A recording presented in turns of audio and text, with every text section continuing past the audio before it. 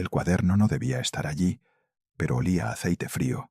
Estaba metido detrás de una caja de fusibles, en una pared baja de una casa estrecha de Santa Catarina, donde el yeso se había vuelto áspero por la humedad, y la madera vieja guardaba todavía ese olor denso de los lugares que han pasado demasiadas noches cerrados.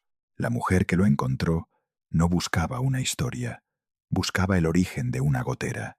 Había retirado una tabla agrietada con la punta de un destornillador, y algo ligero como hoja, pero denso como manuscrito, cayó sobre las baldosas con un golpe seco. No era un libro, no era una factura, era un cuaderno encerado, gastado por los bordes, atado con cuerda mojada y marcado con una frase escrita en lápiz azul. Ruta de apagar. No cambiar. No. Dentro, la primera página tenía una lista de calles. No estaban ordenadas como un plano, estaban ordenadas como pasos. Rua da Bica de Duarte Velo, Travesa do Sequeiro, Largo de Santa Catarina, Rua do Loreto, una subida corta, una esquina ciega, una lámpara cubierta junto a una ventana lateral. Después, una flecha hacia una calle más baja donde el reflejo ámbar de los faroles antiguos, según una nota al margen, se ve antes de llegar. La letra no era elegante, era de trabajo. Presionaba el papel con la fuerza de alguien que escribía de pie, quizá con las manos frías, quizá apoyando el cuaderno contra una pared polvorienta, mientras el viento bajo movía los cables sobre su cabeza. El nombre apareció en la tercera página: João Rodríguez, farolero municipal, no como una firma solemne, solo como un modo de no perder el cuaderno. Debajo, otra línea, la misma ruta desde 1918, y mucho más abajo, añadida con tinta más oscura, una fecha final: 1965, 47 años. La mujer contó con el dedo 2 veces, porque parecía demasiado redondo para no estar inventado. Pero el cuaderno tenía el peso de las cosas usadas, no el brillo de las cosas preparadas para convencer. Había manchas de aceite en las esquinas, había sal seca en una página, había una quemadura pequeña junto a una anotación de diciembre, y en varias hojas, como si alguien hubiera tenido miedo de que una mano futura no entendiera la importancia, se repetía la misma advertencia: no apagar en otro orden. La historia oficial de las ciudades suele decir que la luz cambió de una forma limpia. Primero, la oscuridad, luego, el aceite, luego, el gas, luego, la electricidad. En Lisboa, las farolas todavía cuentan esa sucesión en hierro, cristal y pared. Las lámparas antiguas sujetas a las fachadas, los brazos de metal sobre las calles estrechas, los postes más modernos que llegaron después. Pero ninguna calle cambia de una vez. La electricidad apareció como promesa, como exhibición, como futuro. El gas siguió quedándose en rincones, donde los cables tardaban, donde las obras se aplazaban, donde la pendiente hacía más difícil el trabajo, y donde una lámpara vieja aún podía cumplir su función con una pequeña llama protegida por cristal. Eso era lo que hacía João. No iluminaba la ciudad entera, no pertenecía al momento glorioso de los grandes encendidos. Su trabajo era más pequeño y más extraño. Cada noche caminaba por las partes donde Lisboa parecía no querer decidirse entre dos épocas. Llevaba una vara larga con una punta metálica, una llave, un trapo seco, una caja baja de cerillas y, según recordaba una vecina muchos años después, un abrigo que olía a lana mojada incluso en verano. Subía y bajaba por piedra fría al tacto, por escalones gastados, por calzada pulida por miles de zapatos, deteniéndose bajo cada lámpara como quien escucha una frase antes de borrarla. Lo que prometía su oficio parecía simple: apagar lámparas a mano. Pero el cuaderno mostraba otra cosa. No solo anotaba dónde apagaba, anotaba cuándo esperaba. A veces escribía 2 minutos, a veces no tocar hasta oír el tranvía, a veces cerrar después de la campana. En una página de lluvia, con el lápiz corrido por el agua, dejó una frase que parecía demasiado práctica para ser poética: si se apaga antes, la esquina queda negra y la vieja no baja. No decía quién era la vieja. No hacía falta. Para João, la ciudad estaba hecha de personas que tenían que cruzar antes de que la luz desapareciera. Una panadera de la Rúa do Pozo dos Negros, entrevistada mucho después por un sobrino que no sabía qué hacer con aquella memoria, decía que lo reconocía por el sonido antes que por la cara. Primero venía el golpe hueco de la vara contra la piedra, luego un pequeño chirrido del mecanismo, después el susurro de la llama bajando dentro del cristal. No era un apagón, era una disminución lenta, una respiración humana hecha de metal, gas y rutina. La panadera decía que él nunca apagaba la lámpara frente a su puerta hasta que veía salir al último muchacho del horno con el saco sobre el hombro. Si alguien le preguntaba por qué, Juan contestaba: la ruta sabe más que el reloj. Durante años, esa frase fue tomada como manía de viejo, pero el cuaderno convierte una manía en procedimiento. En la página 11, alguien, probablemente él mismo, dibujó un pequeño mapa a mano. No era preciso, pero era útil. Las calles no estaban trazadas por belleza, estaban marcadas por sombras. Aquí, una pared alta cortaba la luz.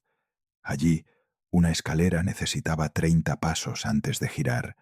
Más abajo, una lámpara debía permanecer encendida hasta que el reflejo bajo alcanzara la entrada de una travesa. Para comprobarlo, João no usaba instrumentos oficiales. Usaba su cuerpo. Una marca decía: 7 botas desde la esquina. Otra: la sombra llega al azulejo partido. Otra: si el cristal está limpio, se ve la puerta verde. El primer misterio no era que un farolero repitiera la ruta durante 47 años. El primer misterio era que la ruta parecía haber sido ajustada por alguien que entendía la noche como un mecanismo. La entrada era el gas. La mano del operador era João. La máquina era la calle misma. Paredes blancas, ventanas laterales, pendientes, reflejos en piedra mojada, cristales ámbar, esquinas donde el eco del paso llegaba antes que la persona. El resultado no era solo luz, era paso seguro. Era una mujer cruzando antes de quedarse sin farol. Era un tranvía que dejaba a 2 hombres frente a una subida todavía visible. Era un niño enviado a comprar vinagre sin perderse entre 2 sombras alargadas. La ciudad no lo habría llamado tecnología, lo habría llamado costumbre, y por eso pudo perderse sin escándalo. En los archivos municipales, las rutas de mantenimiento suelen sobrevivir mal.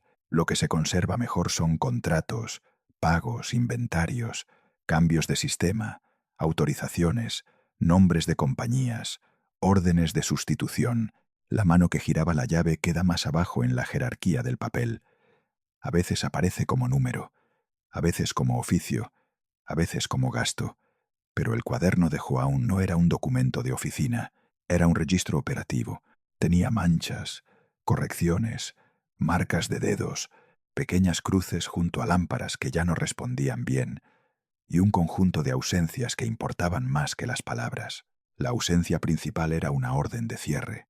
Si una ruta manual terminó en 1965, debería haber existido una nota clara: última noche, último operario, lámparas sustituidas, responsabilidad transferida, equipo devuelto, algo, un recibo, una firma, un inventario final. Pero en la historia que rodea al cuaderno, esa pieza no aparece.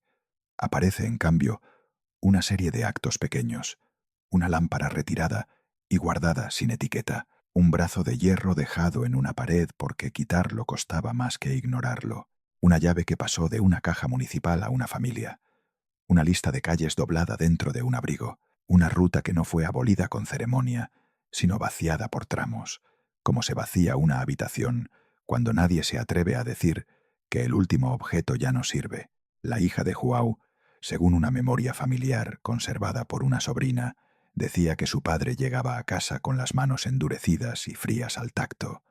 No hablaba de la ciudad, solo se sentaba junto a la mesa, dejaba la llave sobre un plato de loza y se frotaba los dedos hasta que volvía la tibieza de mano. En invierno, el vaho de aliento todavía le salía cuando entraba. La lana del abrigo olía a humedad, sal y ceniza fría. Si alguien tocaba el cuaderno, él lo cerraba sin enfado. Decía: eso no es para leer, es para no equivocarse. La frase cambia todo. Porque una ruta que no debe equivocarse no es un paseo, es una secuencia. El orden empezaba antes de medianoche, pero no siempre a la misma hora. Esa fue la segunda rareza que notó la mujer de Santa Catarina cuando intentó copiar las páginas. Joao no obedecía únicamente al reloj, obedecía a señales. Después del último ascensor, cuando cierre la taberna. Si hay niebla, dejar Loreto hasta el final. Con lluvia, limpiar cristal antes de apagar. La luz no era un objeto aislado, era parte de una red de hábitos. Una lámpara protegía una puerta hasta que dejaba de necesitarla. Otra sostenía el giro de una escalera. Otra daba aviso de que el suelo estaba mojado. Otra no debía apagarse antes de que la campana de una iglesia cercana terminara de sonar, porque ese eco era, para los vecinos, una forma de medir la noche. Un conductor de tranvía, ya jubilado, recordaba haberlo visto desde la plataforma trasera, parado bajo una lámpara en la subida, con el rostro medio sepia por el cristal. Decía que Joao levantaba la vara, pero a veces no tocaba nada, solo esperaba, miraba hacia una ventana, miraba hacia una esquina, miraba el suelo. El conductor pensaba que el farolero era lento. Luego, una noche de lluvia, entendió algo. Una mujer salió de un portal con un cesto cubierto. Joao no apagó hasta que ella llegó al tramo siguiente, donde otra lámpara tomaba el relevo. La ruta no apagaba la ciudad, la entregaba por partes a la oscuridad. Esto no aparece en los planos. Los planos muestran puntos, los inventarios muestran unidades, las compañías muestran sistemas, pero el uso real de una lámpara vive en la distancia entre una puerta y otra, en el crujido de una escalera, en el reflejo bajo sobre piedra mojada, en la forma en que una sombra alargada puede ocultar un desnivel. Una farola de gas no solo iluminaba, también marcaba un ritmo. Para encenderla o apagarla había que estar allí. Alguien tenía que acercarse, abrir, regular, escuchar el pequeño cambio del flujo, cerrar sin romper el cristal. Ese conocimiento no era abstracto, estaba en la muñeca, en la memoria de la pendiente, en saber qué lámpara silbaba cuando venía viento del río. Cuando llegó la electricidad, muchas de esas decisiones dejaron de pertenecer a una persona en la calle. La luz pudo encenderse desde otro lugar. La ciudad ganó potencia, regularidad, extensión. Nadie sensato querría volver atrás, pero algo se perdió dentro de la mejora. La lámpara ya no esperaba a la panadera, no escuchaba el tranvía, no distinguía la niebla del calor de aceite acumulado en el cristal, no sabía que una viuda bajaba siempre después de cierta campana. La nueva luz vencía mejor la oscuridad, pero no cargaba la misma memoria humana. El cuaderno no acusa a nadie. Eso lo hace más inquietante. No dice que alguien ocultó una verdad. No habla de conspiración. No dramatiza. Solo registra una disminución. En 1932, una nota. Retirada la de la esquina. Sombra mala. En 1941, nueva luz arriba, pero no llega abajo. En 1950, dicen que ya no hace falta. La vieja escalera sigue igual.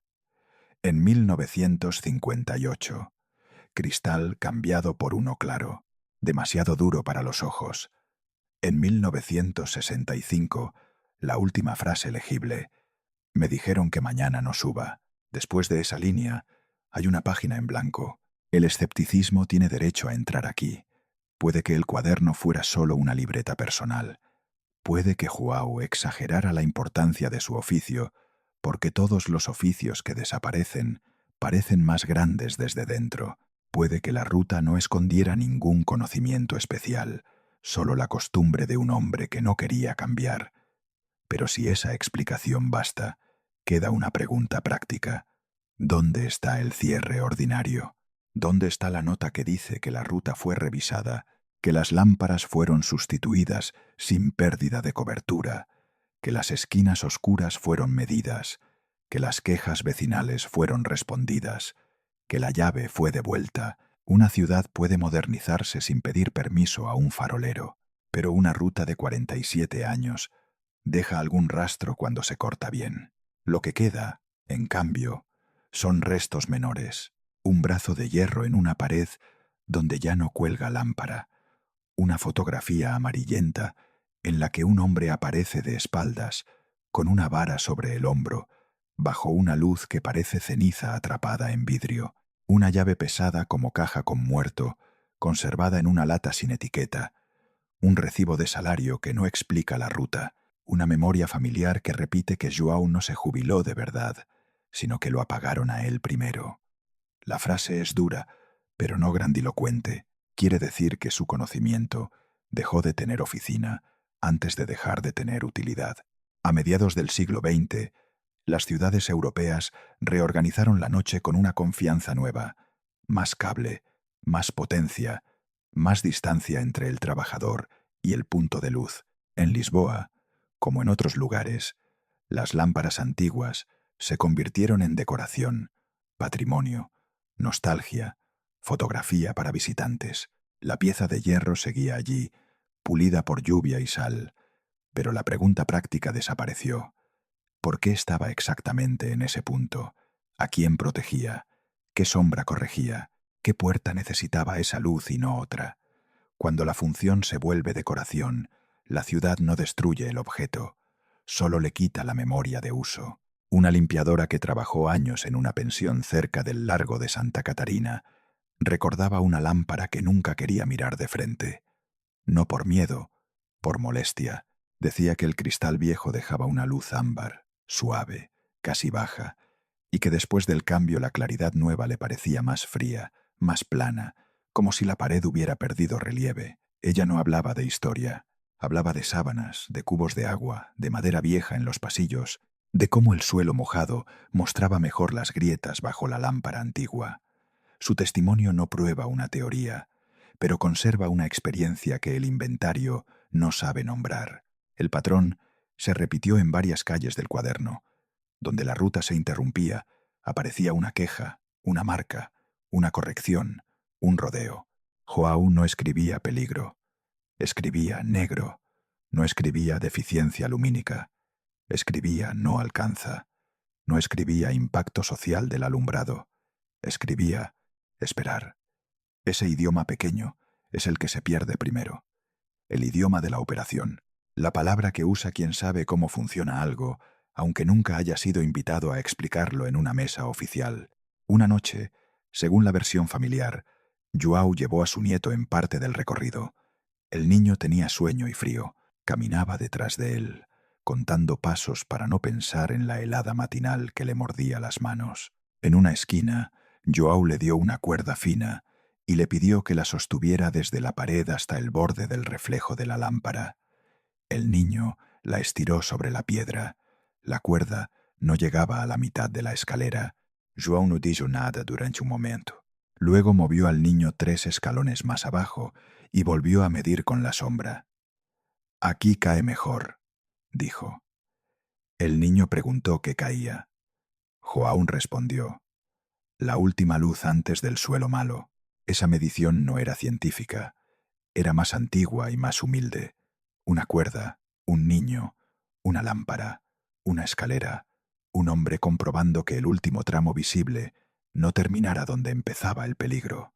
Pero en esa escena está todo el secreto de la ruta. No era una superstición, no era romanticismo, era una tecnología de proximidad, una ciudad leída a pie, farol por farol, noche por noche, durante 47 años. La pérdida no ocurrió porque alguien odiara a los faroleros. Ocurrió porque los sistemas nuevos no tenían casilla para ellos. Primero, la lámpara cambió. Luego, la llave dejó de ser necesaria.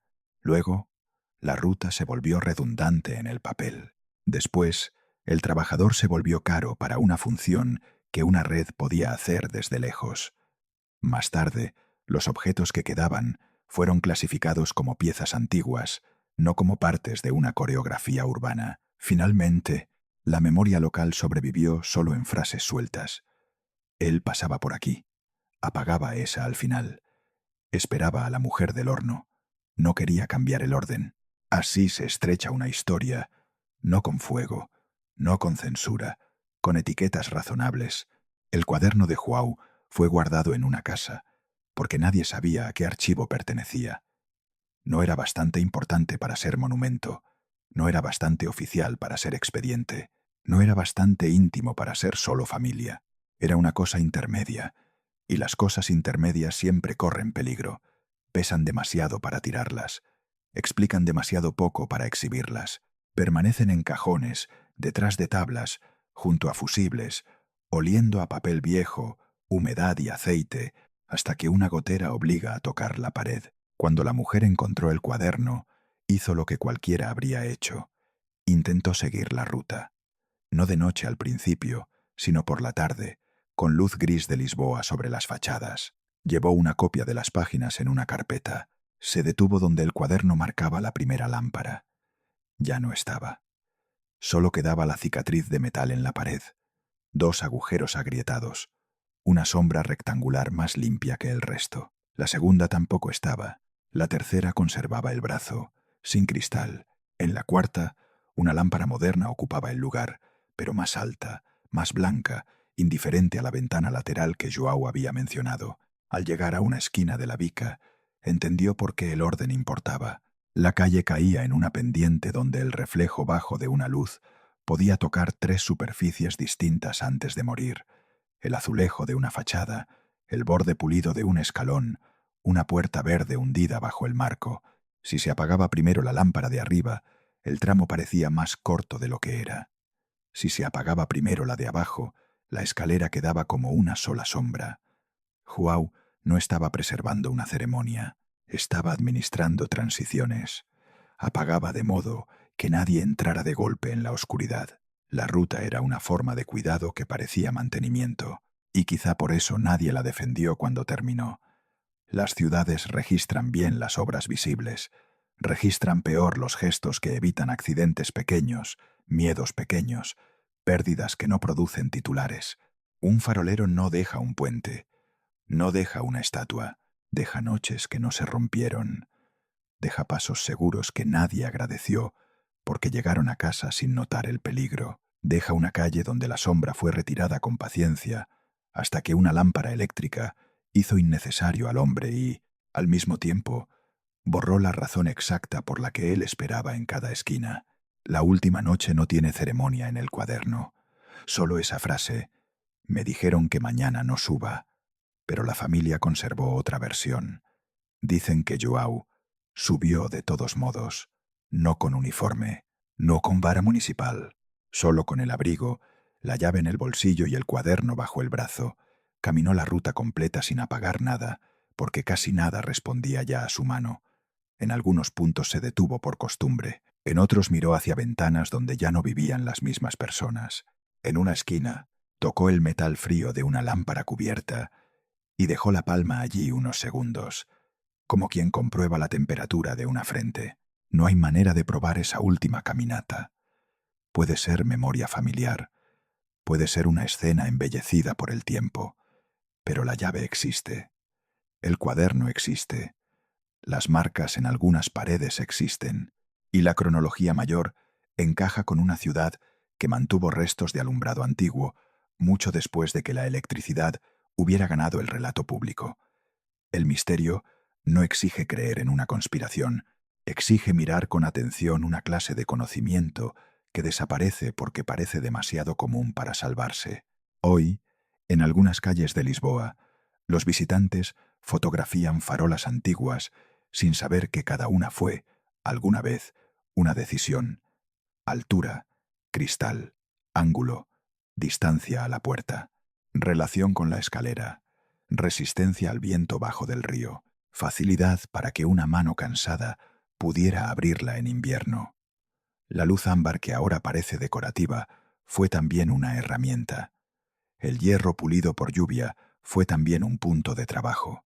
La sombra alargada bajo una ventana lateral fue también un problema que alguien tuvo que resolver antes de que el problema tuviera nombre técnico.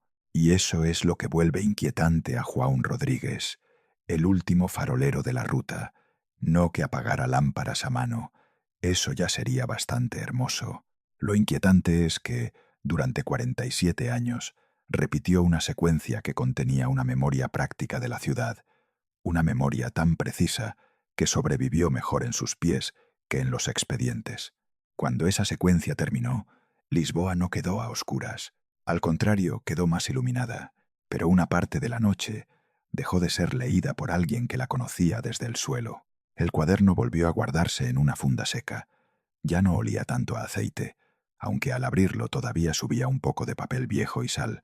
En la página final, donde la frase quedó sin firmar, hay una mancha oscura que pudo ser lluvia, grasa o la presión de un dedo mojado. Nadie volvió a escribir debajo. Nadie añadió una explicación oficial. Nadie corrigió el orden de las calles. La ruta quedó allí, ligera como hoja y pesada como una caja con muerto, esperando a que alguien entendiera que no era una lista de lámparas, era la última noche de una ciudad apagada a mano.